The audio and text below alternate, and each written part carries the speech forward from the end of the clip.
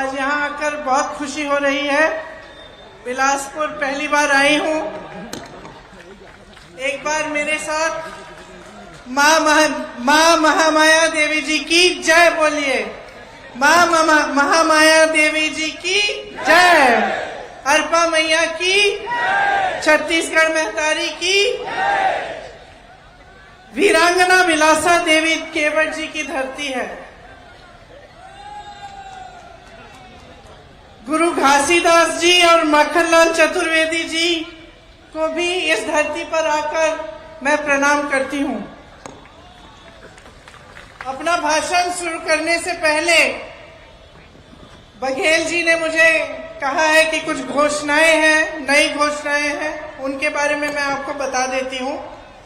छत्तीसगढ़ की माताओं बहनों के लिए महतारी न्याय योजना लागू कर रहे हैं। इसमें प्रति सिलेंडर के रिफिल करने के लिए, मतलब जब आप फिर से भरने के लिए ले जाएंगे सिलेंडर को, तो आपको 500 रुपए की सब्सिडी मिलेगी। घर की महिला के बैंक के खाते में सरकार द्वारा सीधे डाले जाएंगे ये पैसे। कांग्रेस सरकार बनते ही प्रदेश के तकरीबन 50,63,000 उपभोक्ताओं में से 42 लाख उपभोक्ताओं को, जिनकी मासिक खपत 200 यूनिट बिजली से कम है, उनका बिजली बिल पूरा माफ होगा। बाकी 7,63,000 उपभोक्ताओं को 200 यूनिट तक बिजली मुफ्त मिलेगी। महिलाओं द्वारा संचालित स्वयं सहायता समूह के कर्ज को माफ किया जाएगा और महिलाओं द्वारा सक्षम योजना अंतर्गत लिए गए ऋण को भी माफ किया जाएगा। 700 नए ग्रामीण औद्योगिक पार्क बनाए जाएंगे। आज तक 300 हैं, 700 नए बनाए जाएंगे ताकि इनकी कुल संख्या 1000 हो जाएगी। राज्य के सभी 6000 सरकारी हायर सेकेंडरी और हाई स्कूल को स्वामी आत्मानंद इंग्लिश और हिंदी मीडियम स्कूलों में अपग्रेड किया जाएगा। सड़क दुर्घटना और अन्य आकस्मिक दुर्घटनाओं में छत्तीसगढ़ निवासियों को निःशुल्क स्वास्थ्य सुविधा मिलेगी। परिवहन व्यवसाय से जुड़े 6000 से अधिक वाहन मालिकों के 2018 तक से 726 करोड़ राशि के बकाया मोटरयान टैक्स ब्याज के कर्ज की माफी हो जाएगी। सरकार बनते ही किसानों से तीवरा को भी एमएसपी में खरीदा जाएगा। तो ये कुछ नई घोषणाएं हैं, आशा है आपने ध्यान से सुनी। देखिए, आपको पता होगा कि महात्मा गांधी जी आजादी की लड़ाई के समय बिलासपुर आए थे। ये लड़ाई सिर्फ महात्मा गांधी जी जैसे महापुरुष और छत्तीसगढ़ के बहुत महापुरुषों ने नहीं लड़ी, इनके साथ पूरी जनता ने ये लड़ाई लड़ी। और खास तौर से मेरी बहनें बैठी हैं, बहुत सारी बहनें भी इस लड़ाई में शामिल थी। और उन्होंने खास तौर से जब 1942 में जो क्विट इंडिया मूवमेंट था, जिस समय सब जितने भी पुरुष थे उनको जेल में डाल दिया गया था, उस समय देश की महिलाएं आगे आईं और ये परचम उठाया उन्होंने कि अंग्रेज जाएंगे इस देश को छोड़कर और हम आजादी पाएंगे। यहाँ छत्तीसगढ़ में जब महात्मा गांधी जी आए थे तो मैंने सुना है कि जहां से उन्होंने भाषण दिया, जहां वो बैठे थे, वहां से उन्होंने छत्तीसगढ़ की बहनों से कहा कि तुम्हारे पास जो भी है आजादी की लड़ाई के लिए उसे दे दो। अगर थोड़ा बहुत पैसा है, किसी ने जेवर दिए, किसी ने कुछ दिया, जो भी था आजादी की लड़ाई के लिए उन्होंने महात्मा गांधी जी को दिया। महात्मा गांधी जी ने उन्हें प्रेरित किया कि तुम भी लड़ो, तुम भी आगे आओ और इस देश के लिए अपना जीवन देने के लिए तैयार हो जाओ। उनके जाने के बाद मैंने सुना कि जहां वो बैठे थे, जहां से भाषण दिया था, वहां पर कुछ बहनें गई, किसी ने थोड़ी सी धूल उठा ली, किसी ने एक ईंट ले ली और घर में रख लिया, और उसके प्रति, उन ईंटों के प्रति, उस धूल के प्रति उन्होंने उन श्रद्धा अपनी व्यक्त की और घर में रखी। तो ये श्रद्धा क्या है जो नेता और जनता के बीच होती है? हम लोग आते हैं, आप फूलों से हमारा स्वागत करते हैं, अपनी समस्याओं को बताते हैं। ये जो भावना है, ये एक तरफी भावना नहीं है। ये नहीं है कि सिर्फ आपके मन में ये श्रद्धा है, ये हमारे दिलों में भी श्रद्धा होनी चाहिए आपके लिए। मैंने खुद देखा, किसी ने इंदिरा जी की बात की, बघेल जी आपने भी कहा कि कल इंदिरा जी की पुण्यतिथि है। मुझे एक छोटी अपनी बात याद आई। मैं 12 साल की थी, उस दिन सुबह 9 बजे 8 बजे मैं स्कूल जा रही थी, तो हम लोग इकट्ठे रहते थे। दादी के पास गई, स्कूल में एक प्रतियोगिता थी, उसके लिए मैंने दादी का एक झोला रखती थी, मैंने उनका झोला मांगा। नाटक की प्रतियोगिता थी, झोला मांगा दादी से और उनको प्यार से ऐसे पकड़ के बाय बाय बोल के स्कूल चली गई। तकरीबन 2 घंटे बाद हमें स्कूल से लेने के लिए सुरक्षा कर्मी आ गए, गाड़ियों में रखा, बिठाया। काफी इतने सारे सुरक्षा कर्मी मैंने जीवन में नहीं देखे थे। अचानक हमें घर ले गए, हमें मालूम नहीं था, राहुल को और मुझे, कि क्या हुआ। मैं 12 साल की थी, वो 14 साल का था। घर आए, गाड़ी से उतरे तो जमीन पे खून के बड़े बड़े धब्बे थे। उस समय हमें मालूम नहीं था कि हमारी दादी का खून था जो उस मिट्टी में मिल चुका था। अंदर गए, माता पिता नहीं थे, पिताजी दौरे पे थे, बंगाल गए हुए थे, माताजी दादी को लेकर अस्पताल गई हुई थी। जब अंदर गए और पता चला कि दादी की हत्या की गई है, तो एक अजीब सा भय, अजीब सा दुख मन में जागा, और ऐसे लगा कि क्या अगले दिन सुबह हो भी सकती है कि हमारी दादी, जो सिर्फ हमारी दादी नहीं थी लेकिन एक महान शख्सियत थी, क्या उनको इस तरह से कोई खत्म भी कर सकता है, और इतनी हिंसा से। और अक्सर मैं सोचती हूं कि इतनी हिंसक घटना घटी हमारे साथ। हमारी दादी मां समान थी हमारे, लेकिन कैसी देशभक्ति की भावना उन्होंने हमारे दिलों में डाली होगी कि 1 सेकंड के लिए, 1 मिनट के लिए हमारी इस देश में आस्था नहीं टूटी। 7 साल बाद, और ये मैं लंबी चौड़ी बात आपको इसलिए बता रही हूं, मैं बताऊंगी क्यों। 7 साल बाद, मैं 19 साल की थी, इसी तरह की घटना मेरे पिता के साथ घटती है, और मैं अपने पिता का छलनी शरीर, खून से लथपथ शरीर घर लाती हूं। फिर भी मेरी इस देश में आस्था नहीं टूटती, फिर भी देशभक्ति कम नहीं होती, बढ़ती चली जाती है। कैसी भावना होगी उन लोगों के दिल में कि हम बच्चों में उन्होंने ऐसी देशभक्ति की भावना डाल दी कि तब से लेकर अब तक ये टूट नहीं पाई। मैं इसलिए ये सारी बातें कह रही हूं क्योंकि जब हम अपनी बीती हुई पीढ़ियों की बात करते हैं, जब हम इंदिरा जी की बात करते हैं, नेहरू जी की बात करते हैं, राजीव जी की बात करते हैं, तो हमारी आलोचना करने वाले एकदम से परिवारवाद की बात उठाते हैं। मैं आपसे ये कहना चाहती हूं कि ये परिवारवाद नहीं है, ये देश के प्रति एक भक्ति है जो टूट नहीं पा रही है। और ये एक श्रद्धा है दिल में आप सबके लिए, आपके लिए जो आप यहाँ बैठे हैं, मेरी बहनों आपके लिए, मेरे भाइयों आपके लिए, जो इस देश का किसान है उसके लिए, जो दिन रात एक करता है उस खेती के में से कुछ बनाने के लिए, उपज करने के लिए, हमें खिलाने के लिए, जो अन्नदाता है इस देश का, उसके लिए आस्था है। जिसका बेटा जवान बनके सेना पे तैनात होता है हमारे लिए, जो मेरी दादी की तरह, मेरे पिताजी की तरह इस देश के लिए अपनी जान देने के लिए तैयार होता है, उसके प्रति आस्था है। और ये कुछ भी कह लें, कुछ भी कर लें, ये आस्था कभी नहीं तोड़ पाएंगे, ये देशभक्ति कभी नहीं तोड़ पाएंगे। और आज चुनाव के मंच पर ये बातें इसलिए कर रही हूं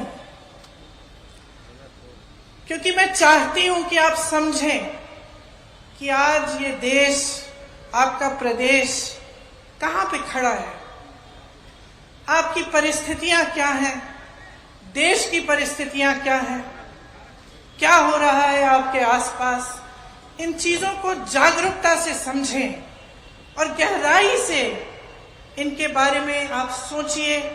और जब आप वोट देते हैं, जब आप अपना समर्थन किसी एक राजनीतिक दल को देते हैं, तो अच्छी तरह से पहचानिए कि उस राजनीतिक दल का मकसद क्या है।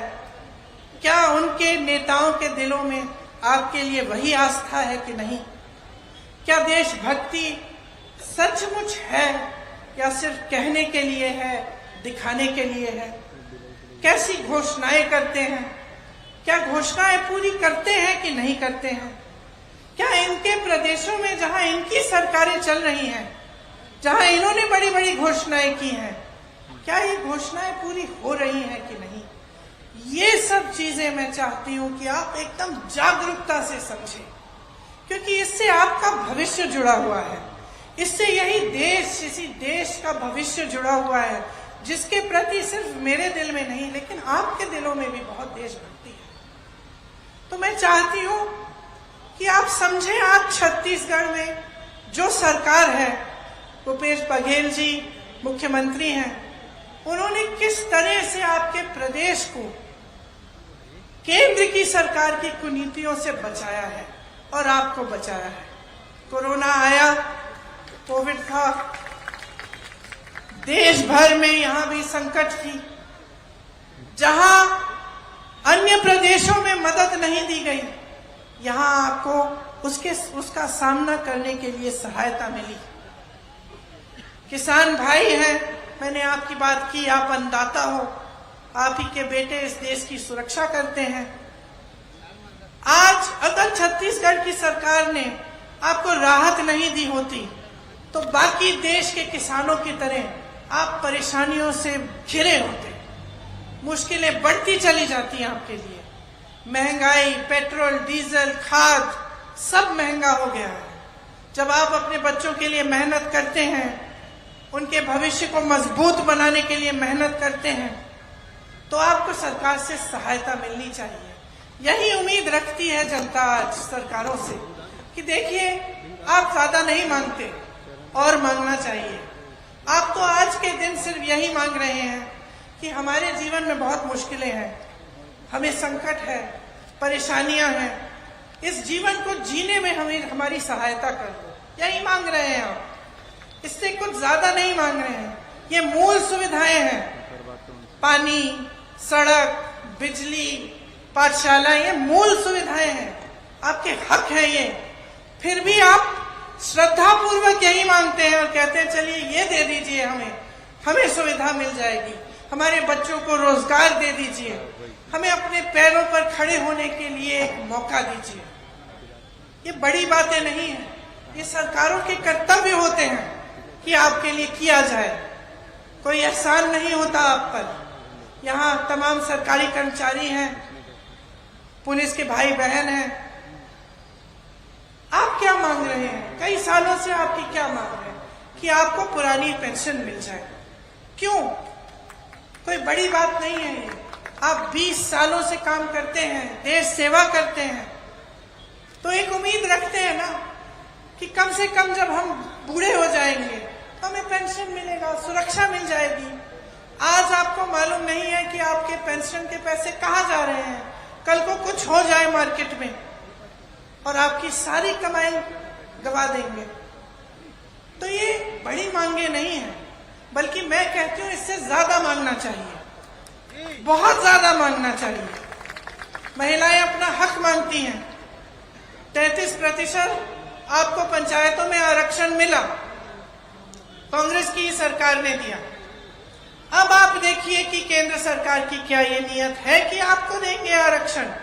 बिल तो पास कर ली, लेकिन आप जब गहराई में जाएंगे तो आप देखेंगे कि ये जो बिल पास किया है ये तो 10 सालों के लिए लागू ही नहीं हो सकती। 10 सालों के लिए आपको आपका हक मिलने नहीं वाला है। लेकिन मीडिया में बड़ी चर्चा हो रही है, पब्लिसिटी बड़ी हो रही है, इवेंटबाजी बड़ी हो रही है। तो इसी तरह से मैं कहना चाहती हूं कि जो घोषणाएं हैं, जो आपके लिए योजनाएं सरकारें लाती हैं, जो नेता आपके मंच पे खड़े होकर आपको बताते हैं, इनकी सच्चाई को परखिए, अपना खुद का अनुभव देखिए। आप मूल के धर्म के आधार पर, जाति के आधार पर आप वोट दे देते हैं, तो आपने नेता को तो बिगाड़ दिया ना। वो तो जानता है उसे कुछ करने की जरूरत नहीं है। आपकी सड़क की मरम्मत नहीं हुई तो क्या हो गया, धर्म की बात कर लेगा, आपका वोट मिल जाएगा। आपको पानी नहीं मिल रहा है, महंगाई से राहत नहीं मिल रही है, तो क्या हो गया। उसको ये नहीं लगता कि उसकी जिम्मेदारी है करने की। वो तो सोचता है कि चलो चुनाव आएगा, 2-4 खोखली घोषणाएं कर देंगे, धर्म की बात उठा लेंगे, बड़ी बड़ी बातें करेंगे और वोट मिल जाएगा, हमारी नैया पार, हमारी सरकार बन जाएगी और 5 साल मौज ही मौज।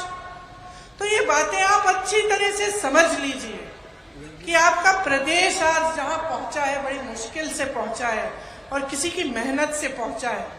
आपकी मेहनत से पहुंचा है, बघेल जी की मेहनत से पहुंचा है, कांग्रेस के तमाम कार्यकर्ताओं की मेहनत से पहुंचा है। आज अगर छत्तीसगढ़ की पहचान पूरे देश में है, क्या आप सोच सकते थे कि बस्तर की रागी और मिलेट जहां प्रोडक्शन यूनिट डाला वो आज दुनिया की बड़ी बड़ी दुकानों में बिक रहा है। क्या आपने सोचा था कि जहां आप आवारा पशु की समस्या से जूझ रहे थे, दिन रात खेती की चौकीदारी करनी पड़ रही थी, वो इस तरह से सुलझाई जाएगी कि आप उसमें से कमा भी पाएंगे, कि गोबर को भी आपसे सरकार खरीद के उसका कुछ बना देगी। क्या आपने सोचा था कि रोजगार के मौके छत्तीसगढ़ में इतने मिल जाएंगे कि बाहर से जो पलायन करके गए थे वो वापस आकर खेती किसानी और रोजगार यहाँ पे करना चाहेंगे? क्या आपने सोचा था कि आपको एक ऐसी सरकार मिलेगी जो आपकी हर छोटी छोटी समस्या को पहचान कर उसको सुलझाने की कोशिश करेगी? मुझे नहीं लगता कि जब 5 सालों पहले हमारी सरकार बनी थी तो आप सोच सकते थे कि आपके प्रदेश की कितनी तरक्की हो सकती है। लेकिन आज ये सोच नहीं, ये आपका अनुभव है। आपने देख लिया है कि किस तरह से आपकी सरकार ने आपके लिए काम किया। मैं आज खैरागढ़ से आई हूं। वहां के सुप्रसिद्ध कवि थे मुक्तिबोध जी, आपको नाम मालूम है? मुक्तिबोध जी कहते थे, अक्सर पूछते थे कि पार्टनर तुम्हारी पॉलिटिक्स क्या है। शायद आपने सुना होगा। और मैं यही पूछने के लिए आज यहां खड़ी हूं कि पार्टनर आपकी पॉलिटिक्स क्या है? आप कैसी राजनीति चाहते हैं इस देश में? आप क्या ऐसी पॉलिटिक्स, ऐसी राजनीति चाहते हैं जो सिर्फ आपका ध्यान भटकाने में व्यस्त रहे? कि आप एक ऐसी पॉलिटिक्स चाहते हैं जो आपके लिए काम करे, काम करके दिखाए, जिसका मुख्यमंत्री यहां आके खड़ा होके दावे से कह सकता है मैं अगला चुनाव जीतूंगा क्योंकि मैंने काम किया है और मैं ये काम जारी रखूंगा? तो आप चुनिए कि आपको किस तरह की राजनीति, किस तरह की सरकार चाहिए। धरातल पे काम दिखना चाहिए। बड़े बड़े इवेंट्स, बड़ी पब्लिसिटी की राजनीति नहीं चलनी चाहिए। देख लीजिए, अच्छा लगता है, ठीक है, आपको लगता है कि बड़ी बड़ी मीडियाबाजी हो रही है, ठीक है, देख लीजिए, लेकिन समझ लीजिए इसको, खोखली बातें कौन कर रहा है। मध्य प्रदेश में 18 सालों से भाजपा की सरकार है। 18 सालों से इनको ये बात नहीं सूझी कि बहनों को थोड़ी बहुत राहत हर महीने देनी चाहिए। 18 साल से नहीं सूझी। 2 महीने पहले लाडली योजना निकल गई। लाडली योजना के तहत अब धड़ाधड़ पैसे दिए जा रहे हैं महिलाओं को। तो भाई 18 साल के लिए क्यों नहीं दिए? 18 सालों से सरकार है, आपको मालूम है 3 सालों में 21 रोजगार दिए इन्होंने। 21 रोजगार। शर्म आनी चाहिए आपके सामने, अपना मुंह दिखाना है इनको। ये मोदी जी आपको कह के गए थे कि नहीं कि करोड़ों रोजगार बनाएंगे, कहीं कहाँ गए वो रोजगार? कहाँ से मिलते हैं? यहाँ तमाम नौजवान खड़े हैं, कहाँ भाई केंद्र से तुम्हें रोजगार मिला? ये तो आपकी खुशकिस्मती है कि आपके प्रदेश में ऐसी सरकार है जो अभी भी आपको रोजगार दे रही है, वरना इनकी नीतियों से अगर आपका प्रदेश चलता 5 सालों में तो साथ में देखिए मध्य प्रदेश में क्या हो रहा है। महिलाओं के साथ सबसे ज्यादा अत्याचार, 17 बलात्कार एक दिन में, यहां से वहां तक जाने की सुरक्षा नहीं, और कहते हैं कि लाडली योजना निकालेंगे। तो समझ लीजिए कि काम करने के लिए ना, जैसे आपकी सही नियत होनी चाहिए। आप काम कर रहे हैं खेती में, अगर आप चाहें तो आप भी बैठ सकते हैं, बैठ जाइए, कुछ नहीं करिए, उपज नहीं आएगी, कुछ नहीं होगा, आप भुगतेंगे। अगर आप चाहते हैं कि अच्छी तरह से आप काम करेंगे और अच्छी उपज आएगी और अच्छी तरह से सारी खेती हो जाए, वो तो उपज आ सकती है। मान लो परिवार में 2 बेटे हैं, एक की नियत ऐसे ही है और एक की अच्छी नियत है। पिताजी दोनों को कुछ दे देते हैं कि लो, ये लो थोड़े से पैसे, अब इसका कुछ बनाओ तुम।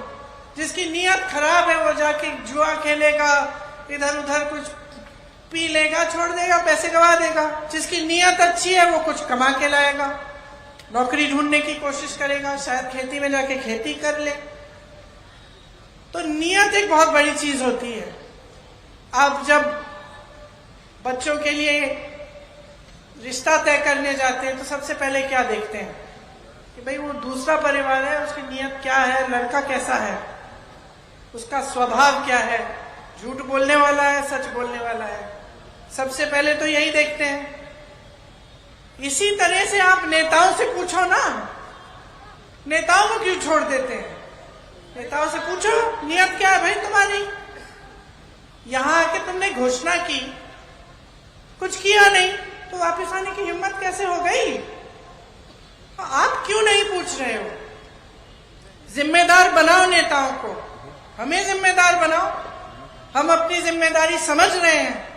अगर बघेल जी अपनी जिम्मेदारी नहीं समझते तो क्या ऐसी सरकार देते आपको जो दिन रात एक कर लेती आपके लिए ऐसी योजनाएं लाते जिससे आपको राहत मिले, आप आगे बढ़ पाए।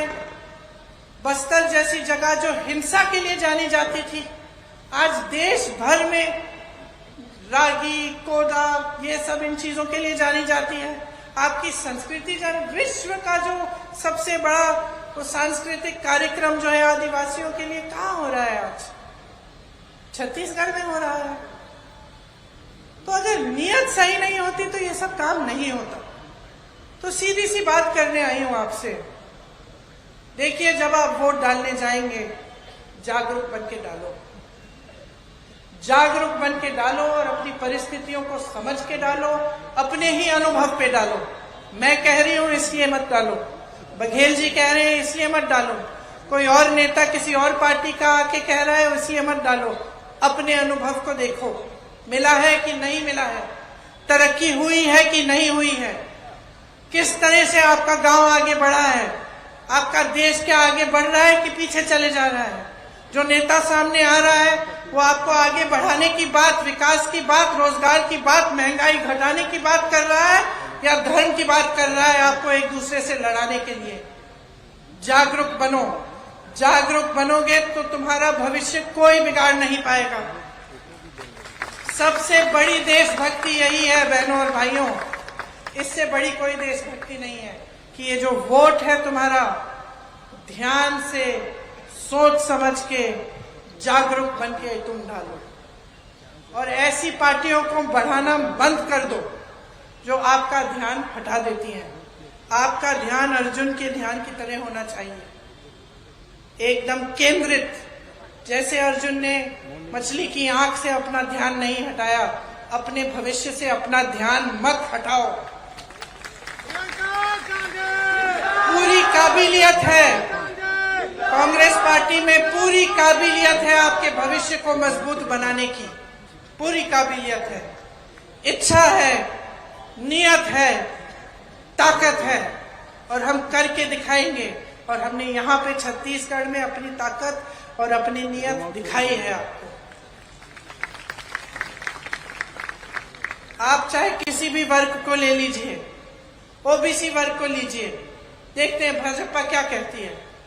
कई सालों से कह रही है कि हम ओबीसी वर्ग को आगे बढ़ाना चाहते हैं। अब कांग्रेस ने ये मांग उठाई कि भाई जातिगत जनगणना करो, गिनो कि ओबीसी वर्ग के कितने लोग हैं, एससी के कितने हैं, एसटी के कितने हैं, गिनो, तभी तो तुम मदद कर पाओगे। अगर पता ही नहीं है तो मदद कैसे कर पाओगे। जैसे ही हमने ये मांग उठाई, बहाने शुरू, बोलती बंद। क्यों? अगर नियत सही होती तो मुंह क्यों बंद हो गया जब हमने ये बात उठाई। और ये जातिगत जनगणना है क्या, और किससे फायदा होगा, इससे कैसे फायदा होगा। ये यही बात है कि गिन लो, देखो देश में कौन कौन है, क्या सुविधाएं सबको मिल रही हैं, क्या सबको न्याय मिल रहा है।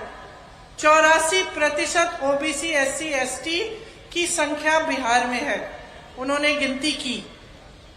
और अगर आप देश के बड़े बड़े मीडिया घर देखोगे, देश की बड़ी बड़ी संस्थाएं देखोगे, देश के सबसे जो बड़े सचिव हैं उनको देखोगे, विश्वविद्यालय के जो चांसलर्स हैं उनको देखोगे, तो क्या आपको ये दिख रहा है कि ये 84% जो संख्या है हमारी आबादी की, उनको न्याय मिल रहा है इन पदों पर?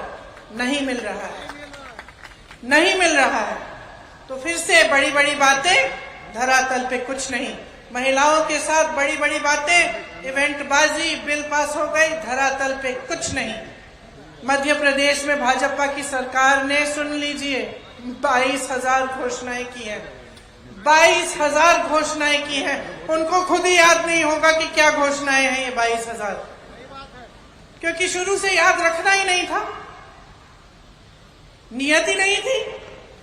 बस यही था जो अभी कर रहे हैं। लाडली बहना दो महीने पहले घोषणा कर दी, 2 महीने बाद अगर जीत जाते तो भूल जाते। तो अब ये सब परिस्थितियां जो है, नेताओं का तो नुकसान नहीं हो रहा है, सब अच्छे खासे हैं, सबको अच्छी, बच्चों को अच्छी शिक्षा मिल रही है, सबके अच्छे अच्छे बड़े बड़े महल हैं। मोदी जी ने तो देश की संपत्ति अपने बड़े बड़े उद्योगपति मित्रों को सौंप दी है, जहां से आपको रोजगार मिलता था। बड़े बड़े जो पीएसयू थे, बीएचईएल, एचएएल, सौंप दी, कोड़ियों के दाम में बेच दी, जो नहीं बेची वो दे ही दी। वो बड़े बड़े उद्योगपति, उनके इतने बड़े महल हैं कि भगवान जाने क्या करते हैं इतने बड़े महल में 2-4 लोग रहकर। उनके बच्चे फूल रहे हैं, फल रहे हैं, और संपत्ति आपकी है। यहां क्या काम हो रहा है छत्तीसगढ़ में? आपकी संपत्ति वापस आपके जेब में जा रही है। ऐसी योजनाएं बना रहे हैं जिससे आपकी संपत्ति वापस जाए। हम कहते हैं ओपीएस के लिए पैसे हैं, हम हिमाचल में दे रहे हैं, कांग्रेस की सरकार हिमाचल में, कर्नाटका में, राजस्थान में दे रही है। ये कहते कि नहीं है। अच्छा, अगर आपके पास ओपीएस के लिए पैसे नहीं है तो बताइए, आपने हजारों करोड़ रुपए अडानी जी, अंबानी जी के कैसे माफ कर दिए? कर्ज माफ किए इन्होंने इतने बड़े बड़े। अगर आपके पास पैसे नहीं थे तो अच्छा खासा हमारा संसद भवन चल रहा था, इसके सुंदरीकरण को क्या जरूरत थी आपको 20,000 करोड़ रुपए खर्चने के लिए? आप एक कॉन्फ्रेंस हॉल बना रहे हो दिल्ली में 27,000 करोड़ का। मोदी जी का हवाई जहाज जिसमें वो पूरे देश का दौरा लगा आए हैं, 8,000 करोड़ का है। 2 खरीदे हैं, 16,000 करोड़ के 2 हवाई जहाज। एक इंसान, हमारे प्रधानमंत्री, उसमें पूरे दुनिया का दौरा कर रहे हैं। यहाँ किसान रोता है, किसान संघर्ष करता है, किसान सड़कों पे उतरता है, उनके पास टाइम नहीं है आपसे बात करने के लिए। और जो काले कानून जिसके लिए किसानों ने संघर्ष किया, उनको कब हटाया जाता है ये भी समझ लीजिए। चुनाव से 2 महीने पहले, चुनाव तक किसान मर जाए, आपके मंत्री के बच्चे उनको कुचल दें जीपों के नीचे, कुछ भी हो जाए, आप कुछ नहीं करेंगे, आप किसी के से बात तक नहीं करेंगे। चुनाव आने लगा, लोग कानून वापस। तो ये राजनीति जो है ना, बहुत ज्यादा नुकसानदायक है, बहुत ज्यादा नकारात्मक है इस देश के लिए।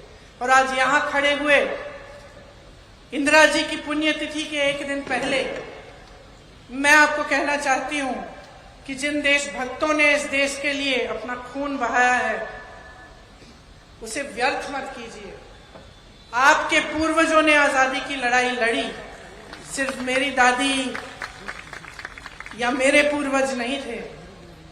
आपने सुना, छत्तीसगढ़ की, यहाँ की, बिलासपुर की महिलाओं ने अपने जेवर दिए गांधी जी को कि लो लड़ो, हम लड़ेंगे तुम्हारे साथ। तो एक बहुत बड़ी चीज है ये वोट, बहुत बड़ी जिम्मेदारी है।